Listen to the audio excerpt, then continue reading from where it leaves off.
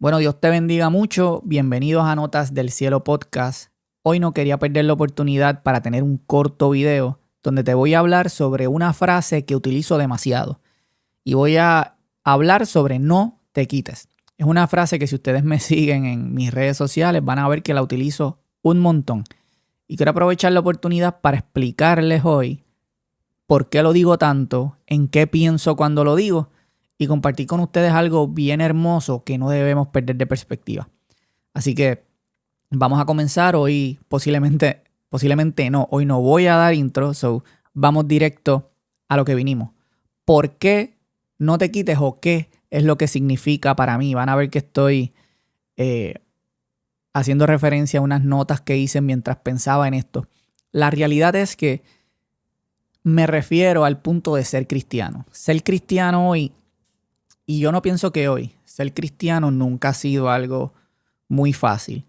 Y no lo digo por las bromas que le pueden hacer a uno, por uno ser cristiano, por uno llevar una vida diferente. No me refiero a ese, ¿verdad? Ese tipo de bromas o relajos, como se dice en Puerto Rico, que le hacen a las personas. Me refiero más a la práctica de ser cristiano y es lo que quiero traer en el día de hoy. ¿Y por qué digo no te quites en ese torno o en ese torno no, en esa referencia a lo que es ser cristiano? Y lo que me venía a la mente mientras escribía estas anotaciones era la palabra pecado. Muchas veces yo soy de Puerto Rico, el Caribe. En esta parte del mundo nosotros recibimos un evangelio algo adulterado.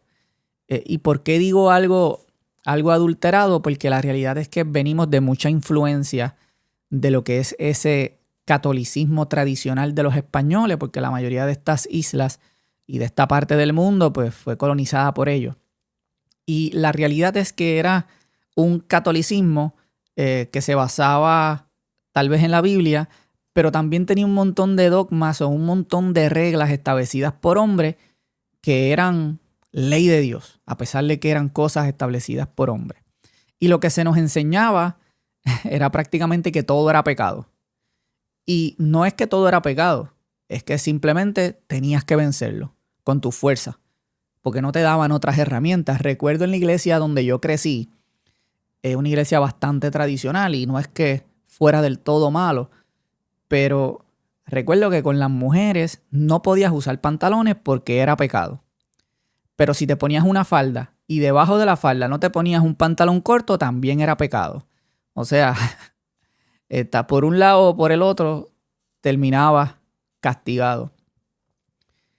Y lamentablemente vivimos en una cultura, tanto en el mundo cristiano, donde se penaliza o se llama pecado a un montón de cosas. Y lo que se te pide es que no lo hagas. Tienes que ser perfecto, no puedes pecar. Y, ¿verdad? Esto viene mucho del catolicismo, del legalismo, poca Biblia, porque la realidad es que no es lo que vemos cuando escudriñamos la palabra de Dios. Y pensaba, mientras recordaba todo esto y veo el día a día y como muchas denominaciones, personas, iglesias se mueven, y no necesariamente iglesias, personas. Y lo que me venía a la mente era lo siguiente que anoté aquí. Como ser humano no hay victoria de nosotros sobre el pecado. Como ser humano, nosotros no podemos vencer el pecado. Jesús venció el pecado. Y esa sangre me arropa a mí sin yo merecerlo.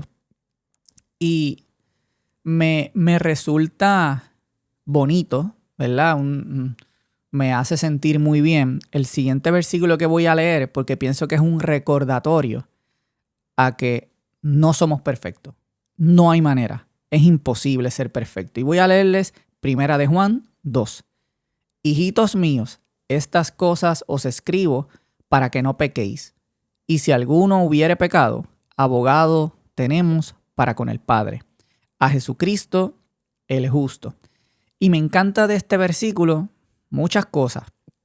Pero primero, no es una autorización o permiso para que te vayas a pecar, porque vemos que comienza diciendo, te digo esto para que no peques.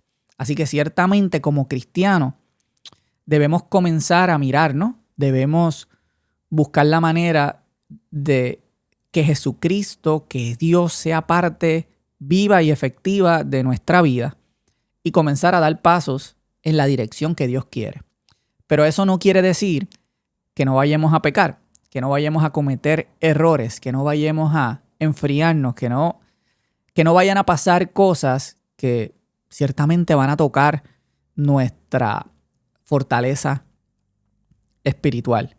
Y la realidad es que Dios viene a mirar tu corazón, no necesariamente otra cosa. Dios mira tu corazón y quién tú eres realmente. ¿Y por qué te digo esto? Porque Dios va a saber, y mirando este versículo que vemos que en el momento que pequemos, lo que tenemos que tener en la mente es que tienes un abogado para con Dios, y es Jesucristo que ya pagó ese precio por ti. Dios mira tu corazón, así que Él va a saber cuáles son las intenciones reales de tus acciones, de tus pensamientos. Él va a saber cuándo fallaste porque te dio la gana y cuándo no. Así que este versículo realmente es revelador cuando tú estás analizando tu vida, el pecado, cómo ser un buen cristiano, porque ciertamente ves que hay remedio para el pecado. Y lamentablemente escribí aquí, llegará el día en que pecarás. Porque mientras más luz hay, más notable van a ser las imperfecciones que vas a poder observar. La realidad es que cuando vivimos en oscuridad y no podemos identificar muchas cosas en nosotros que no vayan de acorde a lo que es la palabra de Dios, debemos preocuparnos. Ahora, cuando estés caminando y tú comiences a ver que diante tengo que mejorar en esto, tengo que fortalecerme aquí, tengo que, Señor, ayúdame porque no puedo. Eso es indicio de que tienes al Espíritu Santo trabajando en tu vida, porque nunca vamos a poder ser perfectos. Así que, ojo, si sientes que estás en un estándar bastante bien y estás bastante cómodo, porque no es la idea. Y aquí quiero hablar rapidito, porque ya voy terminando, de qué sucede cuando pecamos. Y la realidad es que el remedio al pecado es Jesús. El remedio al pecado no es alejarte de Jesús. Y por eso viene la frase, no te quites. El día que lo hagas bien, para tus ojos, no te quites. El día que estés regular, no te quites. Y el día que falles, no te quites. La única medicina que sana el pecado es Jesús y ya. No son tus obras, no son tus acciones, no es no pecar. El remedio al pecado es Jesús. Así que cada vez que falles, cada vez que sientas que no puedes con tus propias fuerzas, está bien. Para eso está Jesús, porque Él sabía que no podíamos. Y volvemos, Jesús mira tu corazón y Él va a saber qué hay dentro de ti, así que no lo podemos engañar. Pero yo lo que te quiero exhortar es, y voy a dar un ejemplo de algo que me sucedió a mí y caí en este pensamiento literal mientras escribía estos detalles para el podcast. Normalmente en las iglesias, cuando una persona falla, lo ponen en lo que se llama disciplina. Un ejemplo, yo soy músico en la iglesia, si toco guitarra y fallo, cometo un pecado, lo más seguro, pues ya no puedo tocar guitarra. Si predicas, ya no puedes predicar. El hecho es que si estás haciendo algo para Dios, al pecar, te alejan de ese proceso. Y me resulta curioso porque no sé qué pienso exactamente sobre el tema, pero el remedio para ese pecado muchas veces la iglesia tradicional lo ve como alejarte de lo que te puede hacer bien. Y pensaba en que cuando yo era joven, yo muchas veces digo a las personas que me conocen que yo era un joven de algunos 18, 19, 20 años tal vez, y palpadeé y estaba apartado del Señor y no pude identificar. ¿Por qué? Porque realmente no me pasó nada en la iglesia, realmente no tuve ninguna situación así impactante que me hiciera alejarme del Señor. Simplemente un día, wow, no estoy ya en la iglesia, ¿qué rayos pasó aquí? Y mientras escribía estas notitas y le pedí al Señor que me revelara qué actitud yo debo tener como cristiano realmente ante el pecado, ante el hecho de fallar, me venía a la mente cuando yo era bien joven tocaba batería en la iglesia. El pastor era tremendo, o sea, un muy buen pastor, un hombre de Dios. Pero recuerdo que yo le comenté a mi papá una falla, un pecado que yo había cometido. Lo había cometido hace meses, pero me sentí en la confianza de dejárselo saber a mi papá. Yo era una persona bien activa en la iglesia, predicaba, hacía el aguaje de cantar, tocaba batería, tocaba en alguna agrupación de la iglesia, ¿sabes? Era bien activo. No perfecto para nada, un joven inmaduro, creciendo, pero estábamos dando pasos en el Señor. Se lo digo a mi papá y mi papá pues pasa la información porque él tenía mucha comunicación con lo que son los pastores. Mi papá en ese momento era bien activo en la iglesia, gracias a Dios, hoy está igual. Y recuerdo que me pusieron en disciplina. Lo recuerdo. Y el pastor se reúne conmigo, bien chévere, o sea, bien nice, para nada malo. Pero me deja saber que como había cometido este error, pues lo mejor era que, mira, me alejara de lo que es las actuaciones o la participación, mejor dicho, en el altar y este tipo de cosas. Y yo pues, ok, cool, no hay problema, lo entiendo. Y recuerdo que desde ahí comenzó mi declive espiritualmente. Volvemos, esto fue un pecado que yo había cometido hace meses.